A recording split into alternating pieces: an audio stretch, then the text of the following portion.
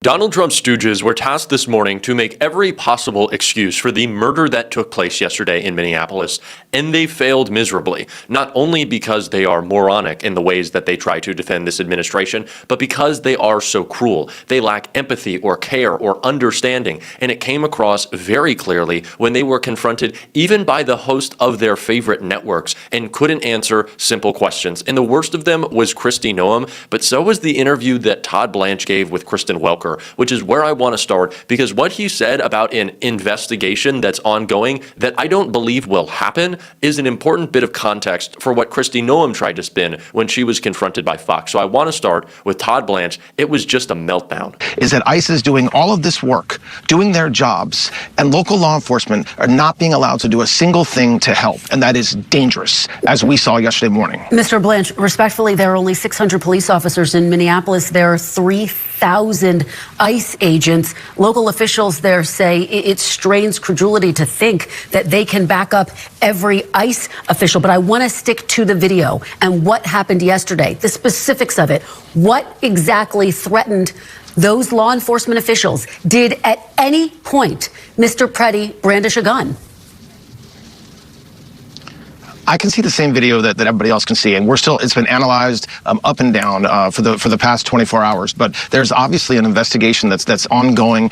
Secretary Noem talked about that yesterday, which is what we would expect anytime a tragedy like this occurs. But I disagree with you when you say what was there that looked as if there was a confrontation that was we don't know what happened in the minutes leading up to that to what we just watched. We don't know what ICE saw, what ICE heard. That's part of the investigation that's going to be happening. But what we did not see, again, we cannot avoid this conversation. What we did not see is a single cop helping with that isolated, targeted effort by ICE to arrest a criminal. And you're right, there are three.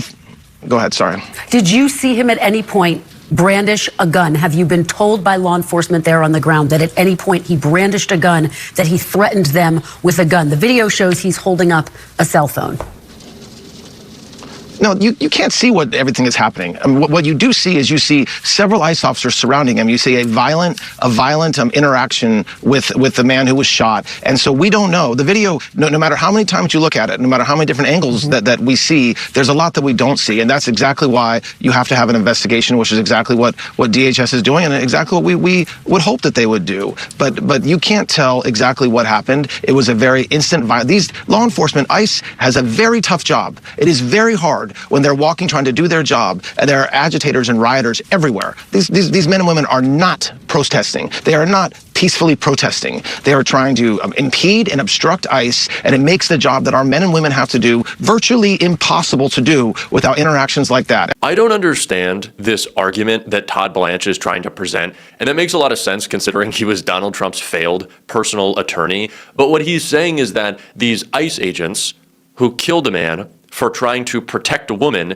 they were beating up, those ICE agents felt threatened because they didn't have the assistance of local police. They're trying to make this a Minnesota as a whole needs to comply. It's not just each individual person, it's the entire state that they want to take over. But if ICE agents need the constant backing of police officers on the ground as well, maybe this is an agency that shouldn't be in Minneapolis. If you can't do your job on your own with an unlimited number of men who feel wholly unaccountable, walking around in body armor, brandishing their weapons constantly and beating people up, how do you not have enough support? You have the budget of the fifth largest standing army on the globe. What do you mean you need more support? It doesn't really make any sense as an argument for why they are in such distress. But what was even worse is what Kristi Noem couldn't answer this morning when she was asked about why they think it's okay to murder people in cold blood who are unarmed. You mentioned the protocol. There is an angle of the video that we've been playing all morning where it shows an officer removing a weapon either from Alex Preddy's waistband or a holster. And he walks away with the weapon before officers start shooting. It appears that Alex Preddy was disarmed.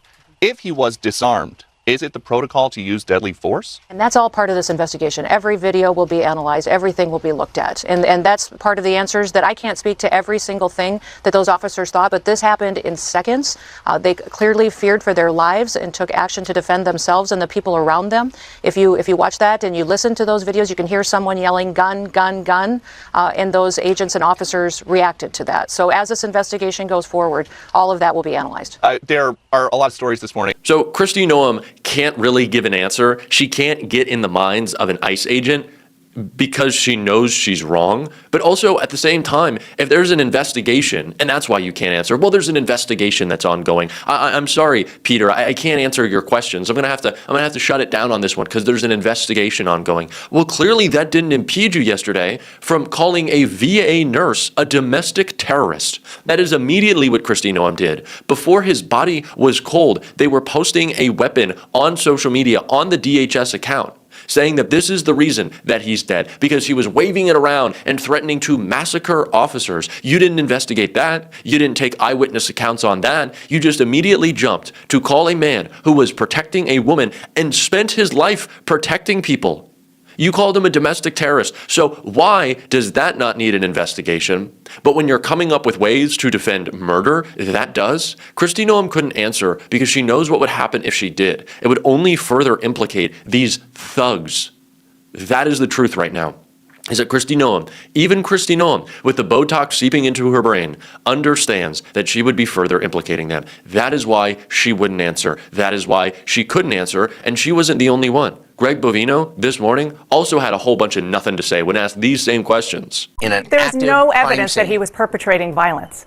And there's no evidence, unless you have it, and we'd love to see it if there is, that he was intending to massacre law enforcement, other than the fact that he was there and he had a gun lawfully. He meant to be there beforehand. Again, Dana, he came there beforehand.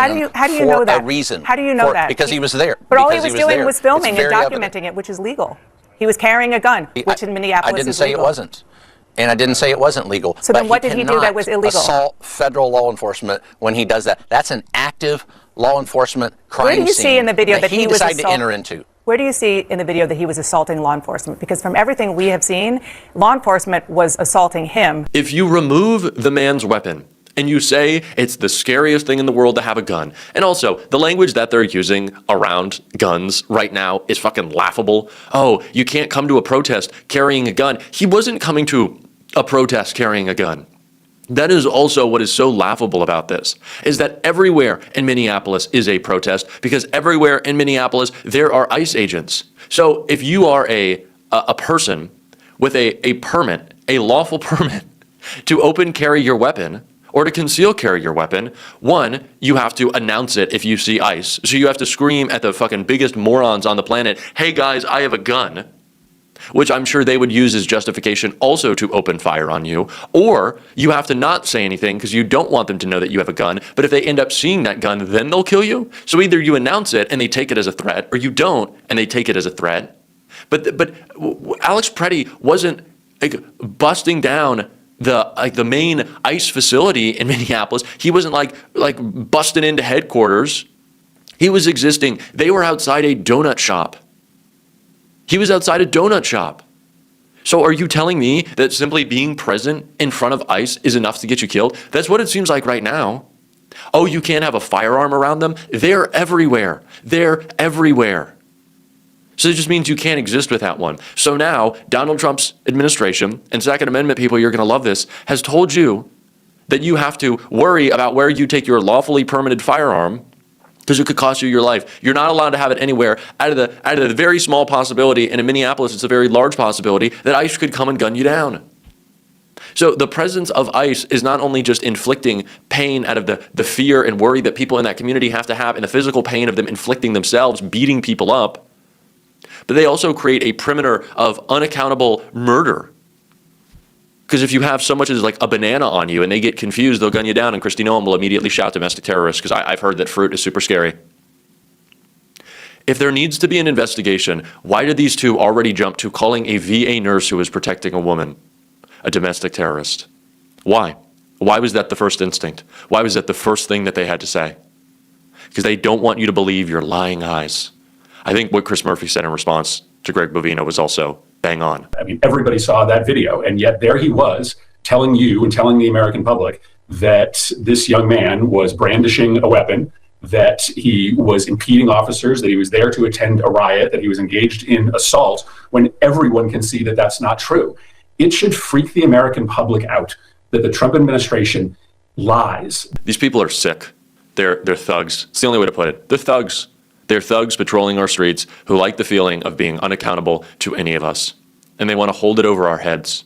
They do want that perimeter of, you can't touch me, I can do what I want. And that means they're coming to invade your space. They're coming to invade your community. They are coming to impose themselves on every single part of this country because they can feel as if they can do no wrong. And Kristi Noem will tell them they've done no wrong, and then she'll ask them to shut down the investigation into if they did wrong or not.